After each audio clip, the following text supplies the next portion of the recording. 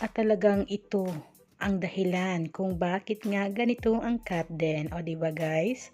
Magkatabi pala ang cat den sa eroplano pauwi ng Pinas. Kaya marami ang kinilig. At ito nga pala ang dahilan kung bakit ganito. Narito ang buong detalye. Alamin natin ito.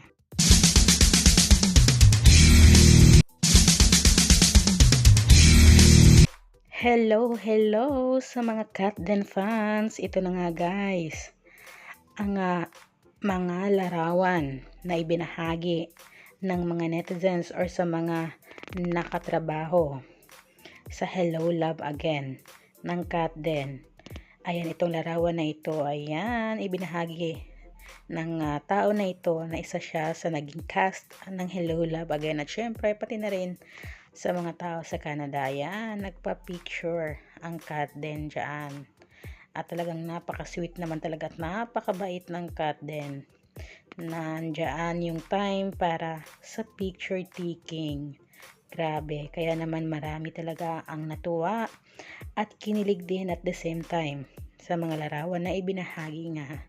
At guys, ito pala ang dahilan kung bakit hindi nasilayan ang cat den. Marami kasing nag-aabang sa kanilang pagdating sa Pinas. Sabi nga ng isang netizen dito, isang fan, OMG, tama yung marites namin. Nag-upgrade sila ng airplane seats, kaya sa VIP exit sila lumabas. Kaya di kami nagtataka na walang press o walang nakakuha sa kanila ng video sa pagdating nila.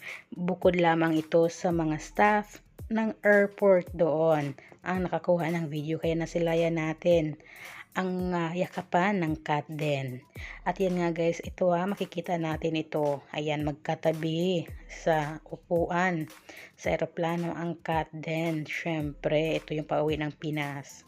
Kaya marami talaga ang kinilig ng bonggang-bongga. Sabi nga, kaya pala tahimik ang pagdating sa dalawa at saka magkatabi pa. Naku, kaya pala ma-feel mo talaga na emotional si Tisoy. Ayan na nga guys, sinabi niyang emotional si Tisoy kasi yung pagpapaalam or nagpapaalam sila sa isa't isa. Ayan, di ba?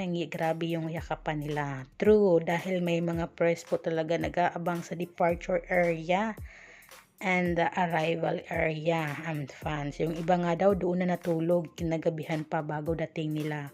Ayan na nga guys. Marami talagang nag-aabang kasi ng mga cat den fans sa airport sa pagdating ng cat den, pero nag-upgrade daw po ito ng seats. Kaya naman sa VIP exit ang cat den, o diba? Mas okay na yon kasi meron naman tayong ayuda. Yung nagyakapan sila habang nagpapaalam sa isa't isa. Kinilig ba kayo guys? Comment na.